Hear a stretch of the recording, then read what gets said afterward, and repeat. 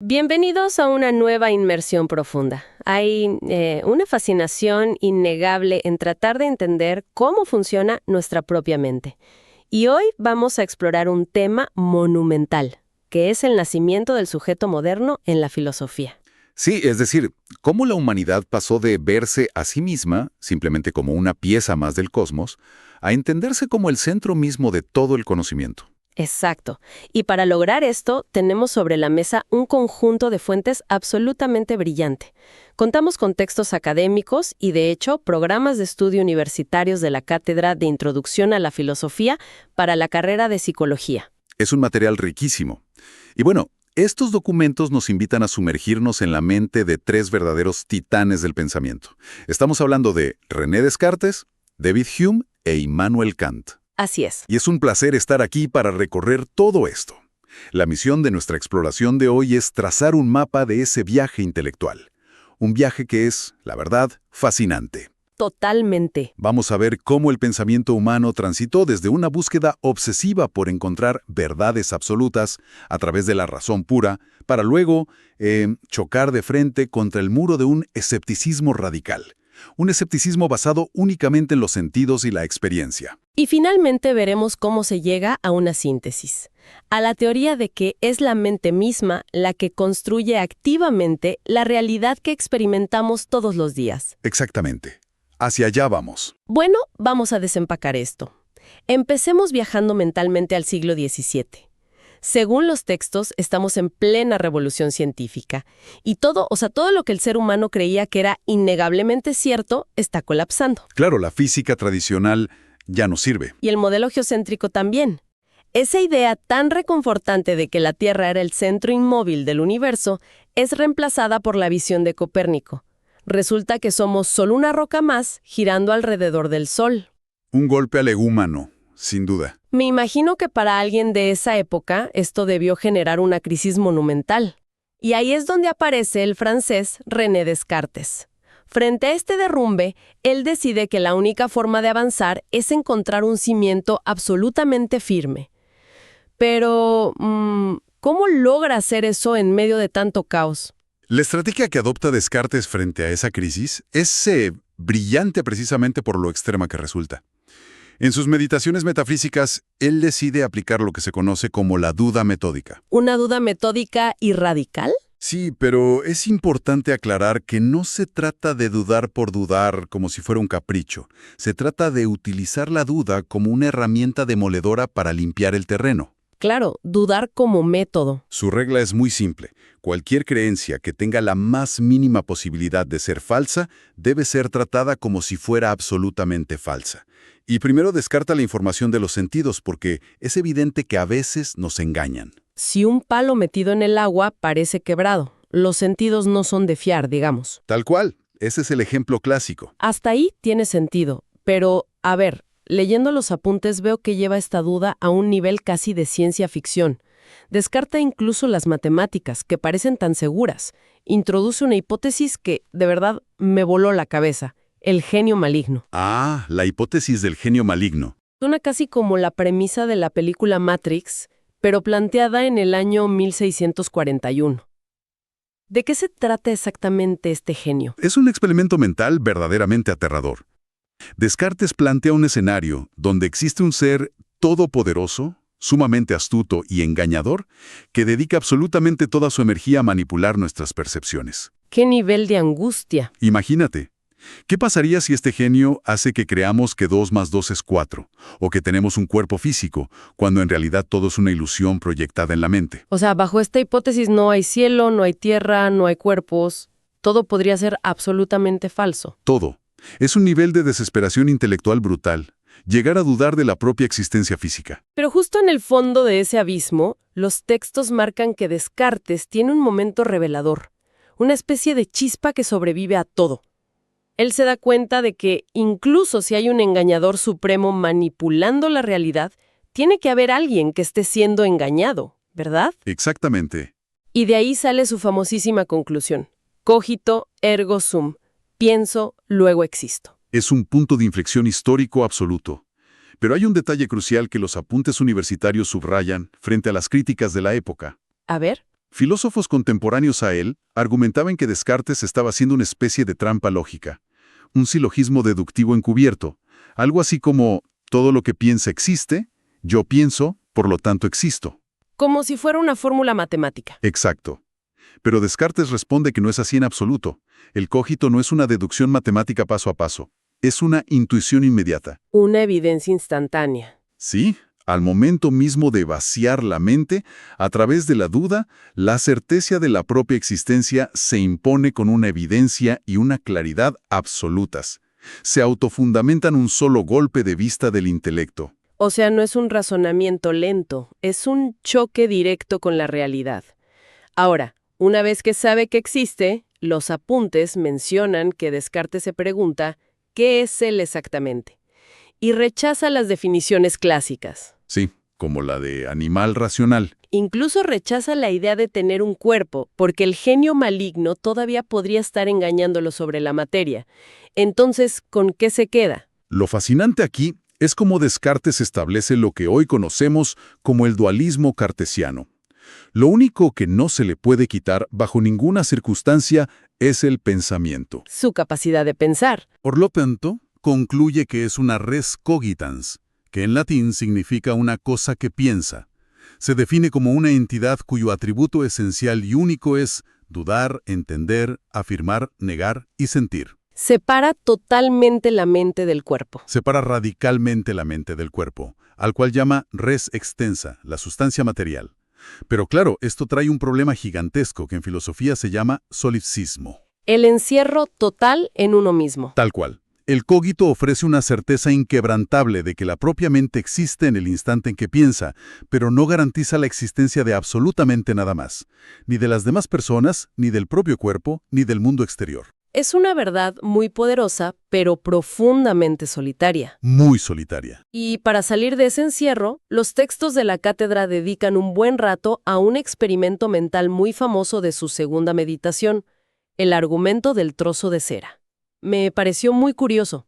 Es un pasaje fundamental para el racionalismo. Descartes toma un pedazo de cera recién sacado del panal y describe que tiene sabor a miel, huele a flores, es duro, frío y hace un sonido si lo golpeas. Los sentidos te dan un reporte clarísimo de lo que es ese objeto, pero luego lo acerca al fuego. ¿Qué busca demostrar con esto? Busca demostrar la inmensa fragilidad de la información sensorial. Porque cuando acerca la cera al fuego, absolutamente todas esas propiedades cambian. El olor se disipa, la forma se pierde, se vuelve líquido, se calienta y ya no hace sonido al golpearlo. Claro, cambia por completo. Si dependiéramos solo de los sentidos, tendríamos que decir que es un objeto completamente distinto.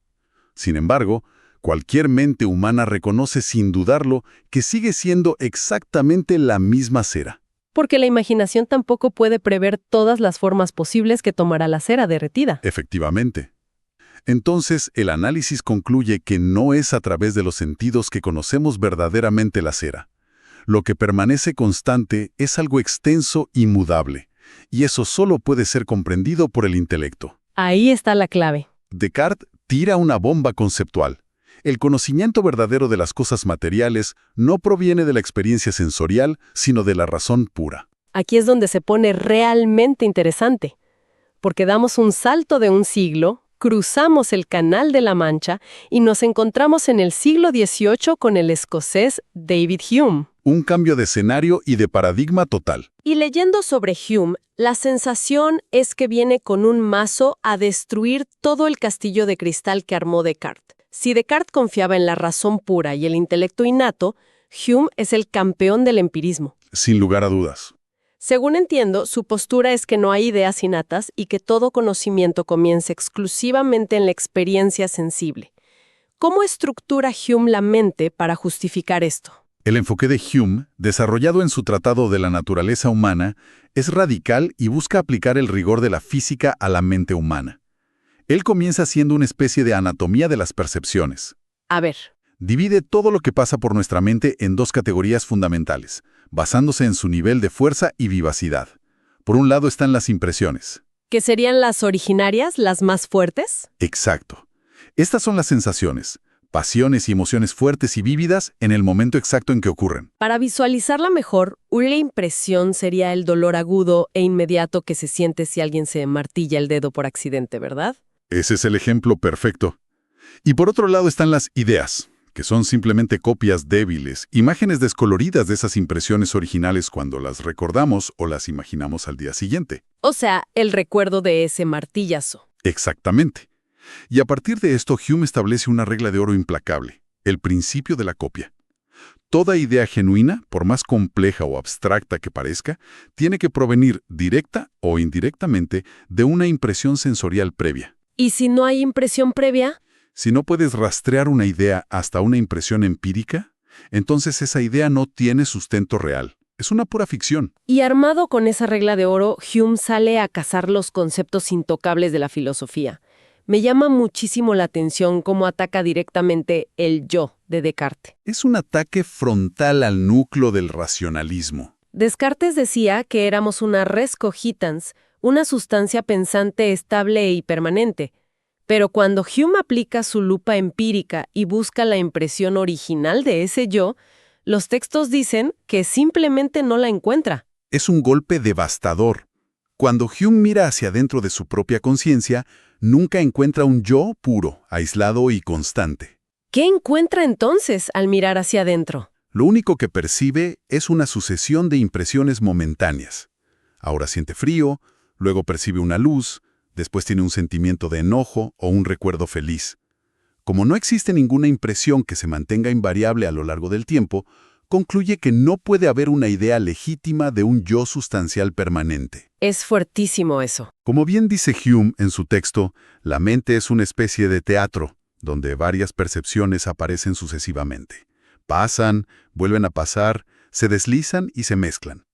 Esa cita del teatro me dejó pensando un buen rato, porque básicamente está diciendo que está la obra, están los actores entrando y saliendo, pero no hay un escenario fijo ni un director, solo el flujo constante de las percepciones. Una corriente de conciencia ininterrumpida. Pero, haciéndome eco de quien nos escucha, esto genera un cortocircuito evidente con nuestra experiencia diaria. Si somos solo un montón de percepciones fluyendo, ¿por qué sentimos que somos exactamente la misma persona hoy que hace 10 años? Si no hay un yo estable, ¿de dónde sale esta sensación de identidad? Esa es la gran pregunta que Hume tiene que responder. Y su respuesta es que la identidad personal es en realidad una ficción. Una ficción creada por nosotros. Una ficción tremendamente útil y necesaria para vivir. Pero una ficción al fin, creada por la imaginación y la memoria. La mente humana tiene una tendencia psicológica natural a asociar ideas basándose en la semejanza y la causalidad temporal. En los textos universitarios dan ejemplos geniales de cómo funciona esta costumbre. Hablan de un barco al que, a lo largo de los años, le han cambiado las velas, el timón y hasta la última tabla de madera. El barco de Teseo reparado 1000 veces. Físicamente, no queda absolutamente nada del barco original, pero por pura costumbre mental, le seguimos llamando el mismo barco, o una bellota diminuta que se transforma en un roble gigante. La materia cambió por completo, pero la mente une esos eventos y les atribuye una identidad constante. Y ese mismo mecanismo mental, basado en la costumbre, es el que Hume utiliza para demoler otro pilar gigantesco de la época, la relación de causa y efecto. La causalidad, la base de la ciencia. La ciencia operaba sobre la creencia de que existe una conexión necesaria en la naturaleza, es decir, que una causa produce infaliblemente un efecto. Pero Hume, aplicando su método, busca la impresión sensorial de esa conexión y no la encuentra. Da el clásico ejemplo de las bolas de billar. Claro, vemos una bola moverse hacia la otra, escuchamos el golpe y vemos a la segunda bola salir disparada. Vemos una secuencia, pero jamás vemos la fuerza invisible que las conecta. Es decir, no vemos la causa real, solo un evento siguiendo a otro. Exacto. Solo observamos una conjunción constante en el espacio y el tiempo, y pasa con todo lo que nos rodea. Hasta con algo tan cotidiano como el pan que comemos. Así es.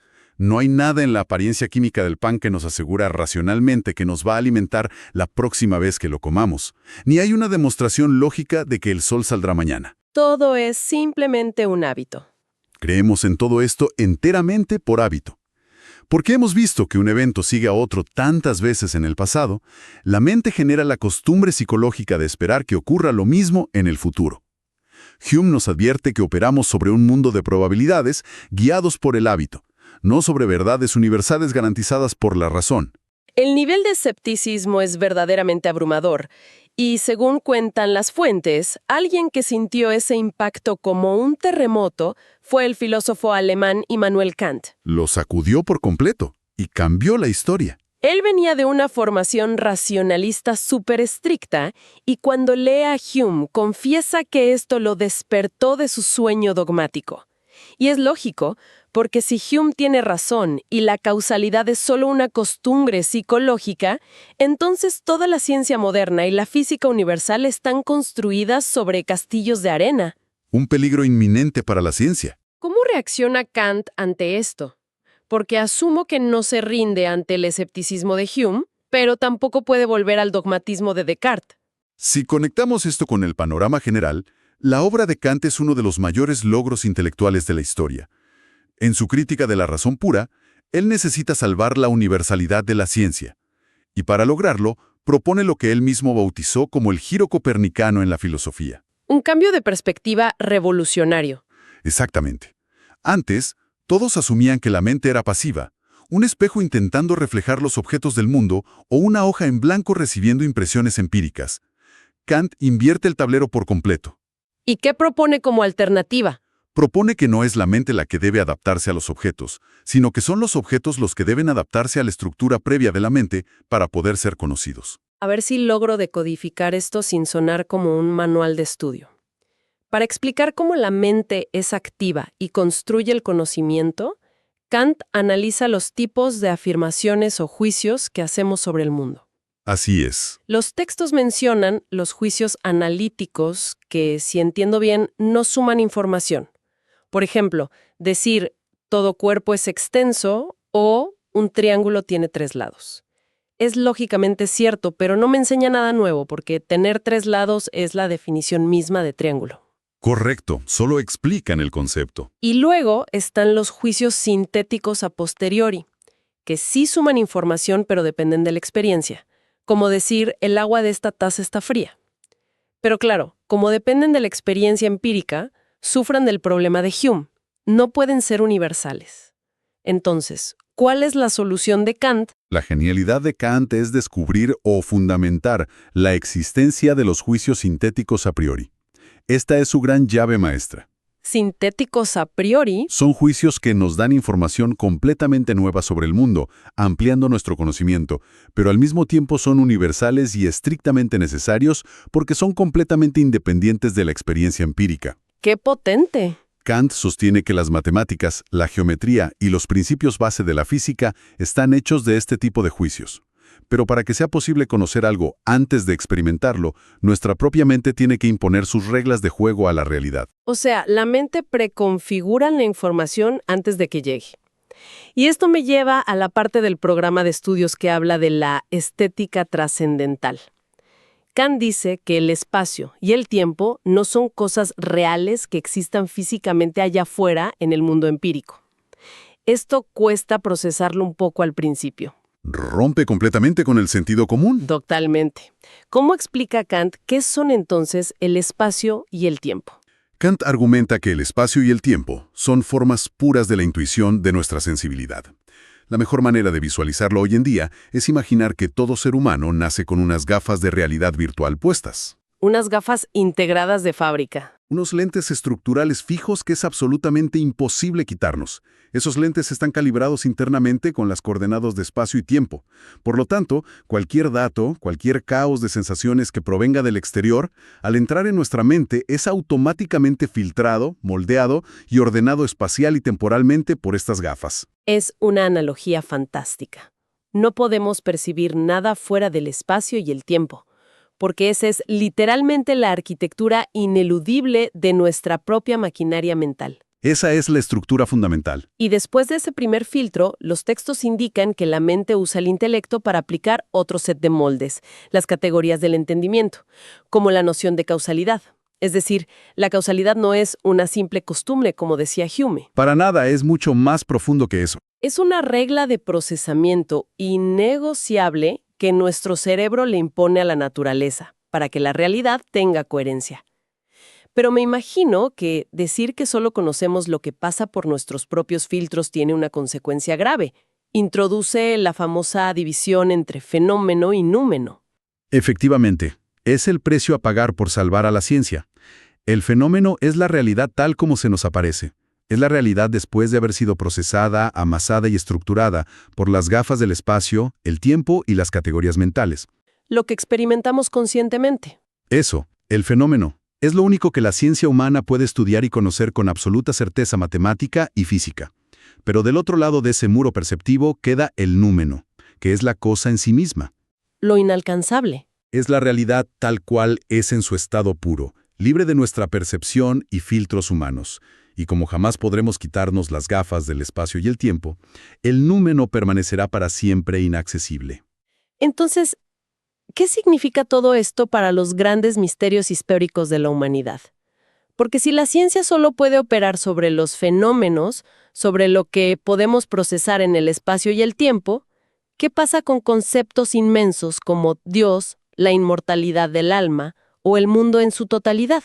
Entramos en el terreno de la metafísica pura. Una metafísica que lleva siglos intentando aplicar la lógica y la causalidad para probar científicamente la existencia de estas cosas. Y es ahí donde Kant traza una frontera definitiva. Para él, Dios, el alma y el mundo como totalidad son lo que denomina ideas de la razón. Son conceptos supremos que están, por definición, más allá de cualquier experiencia sensible posible. Habitan fuera del espacio y el tiempo. Quedan del lado inaccesible. Por lo tanto, intentar conocerlos científicamente o usar la causalidad para probar su existencia deductivamente es un error categorial profundo que solo genera contradicciones y laberintos lógicos sin salida. Son ilusorias si intentamos convertirlas en ciencia. Les pone un límite tajante a las pretensiones de la metafísica tradicional. Así es. Sin embargo, y los programas de la cátedra hacen mucho hincapié en esto, Kant no desecha estas ideas de la razón como basura inútil.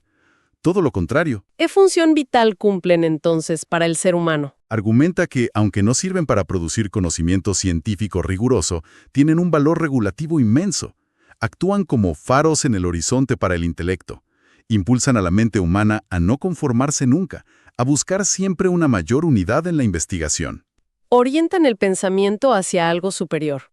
Y lo más importante, proporcionan el horizonte necesario para fundamentar la moralidad y la libertad humana en un mundo regido por leyes físicas, aunque sigan siendo misterios insondables.